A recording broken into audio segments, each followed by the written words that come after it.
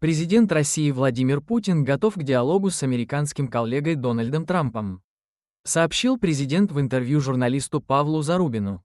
Полное интервью журналист опубликовал в своем телеграм-канале. Ссылка в описании. Это была первая реакция российского президента на заявление Дональда Трампа в Давосе. Пожалуйста, можно один очень важный вопрос, Владимир Владимирович? Извините, пожалуйста, Виктор Анатольевич.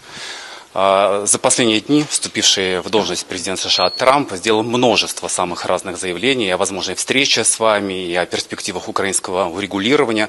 Хотелось узнать ваше мнение. Действительно,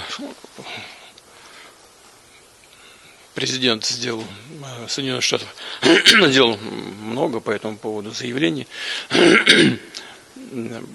Во-первых, хочу сказать, что Россия никогда не отказывалась от контактов с администрацией Соединенных Штатов. И не наша вина в том, что прежняя администрация от этих контактов отказалась.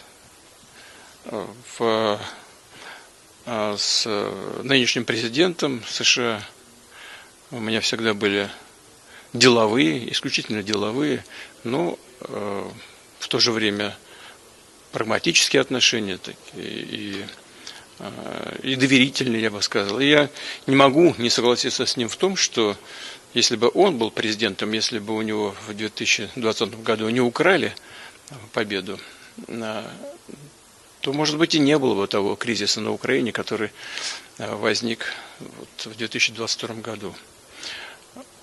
Хотя известно, что Трамп, будучи президентом в первой своей итерации, вел тоже значительное количество, на тот момент самое большое количество ограничений, санкций против России. Не думаю, что это было решением, которое соответствовало интересам не только России, но и самих Соединенных Штатов. Кстати говоря, Байден тут подхватил эту эстафетную палочку и вводил еще больше ограничений, а результат известен. Очень много решений, вредных для экономики самих Соединенных Штатов, например, подтачивание могущества самого доллара, потому что запрет России использовать доллар, а мы не отказывались от доллара. Эта администрация прежняя не дала нам возможность использовать доллар в качестве расчетной единицы.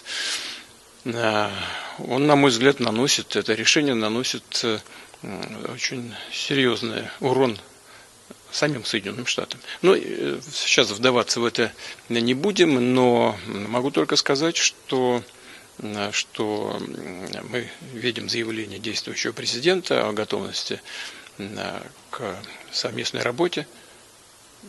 Мы всегда для этого открыты. Что касается вопроса, связанного, скажем, с переговорами, и тоже в этом смысле мы всегда говорили, хочу это подчеркнуть еще раз, мы готовы к этим переговорам по украинской проблематике, но здесь тоже есть вопросы, которые требуют особого внимания. Например, как известно, действующий глава режима в Киеве, когда еще был достаточно легитимным главой государства, издал декрет о запрете ведения переговоров. Как же сейчас можно возобновлять переговоры, если они запрещены? Вот мы сейчас находимся в стенах Московского университета. Я по базовому образованию, как известно, юрист. Закончил юридический факультет Петербургского, тогда Ленинградского университета. Я могу вам сказать, что если в рамках действующей нормативной базы переговоры начнутся, то они будут, строго говоря, нелегитимными. А это значит, что и результаты этих переговоров можно будет объявить нелегитимными.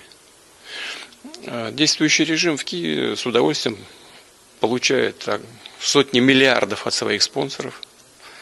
Извините за простоту выражений, за простоту народных выражений, как у нас говорят в народе, хомячат с удовольствием эти сотни миллиардов за обе щеки, но выполнять указания своих спонсоров, а мы знаем, что такие указания есть, отменять принятый указ о запрете переговоров, не спешит.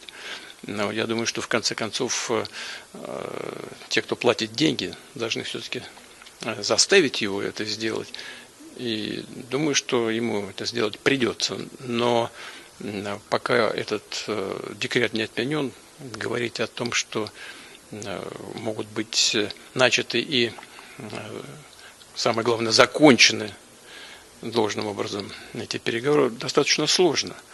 Какие-то предварительные наметки, конечно, можно сделать, но о серьезных переговорах, конечно, в условиях запрета с украинской стороны вести эти переговоры, конечно, в условиях этого запрета говорить о чем-то серьезном достаточно сложно.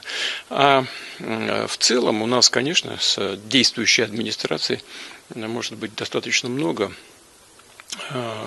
точек соприкосновения, поиска решения по ключевым вопросам сегодняшнего дня. Это и вопросы стратегической стабильности, это вопросы экономики, кстати говоря. Ну, почему? Мы одни из крупнейших производителей в мире, скажем, нефти. Ну, США сейчас вообще занимает первое место, потом Саудовская Аравия, Россия. Но что характерно для российской и, допустим, американской экономики? Мы не просто одни из крупнейших производителей энергоресурсов, мы еще и крупнейшие потребители энергоресурсов. А это значит, что как для нашей, так и для американской экономики и слишком высокие цены плохо, потому что производить надо внутри страны, используя энергоносители, нужно производить другие товары внутри страны. И слишком низкие цены тоже очень плохо, потому что это подрывает инвестиционные возможности энергетических компаний. И здесь есть о чем нам поговорить. Есть и другие вопросы в сфере энергетики, которые могут представлять взаимный интерес. Я, кстати говоря, в этом смысле сомневаюсь, чтобы действующий президент Соединенных Штатов, господин Трамп, повторяю еще, мы с ним работали в первый его период президентства, чтобы он принял какие-то решения, даже если мы слышим о возможности введения дополнительных санкций в отношении России, я сомневаюсь, что он будет принимать такие решения, которые будут наносить вред самой американской экономике. Он человек не только умный, он прагматичный человек. И я с трудом себе представляю, что будут решения приняты, наносящие ущерб самой американской экономике. Поэтому, скорее всего, действительно нам лучше встретиться, опираясь на реалии сегодняшнего дня, поговорить спокойно по всем тем направлениям, которые представляют интерес как для США, так и для России. Мы готовы. Но, повторяю, это прежде всего, конечно, зависит от решений и выбора действующей американской администрации. Пока все, всем спасибо и до встречи.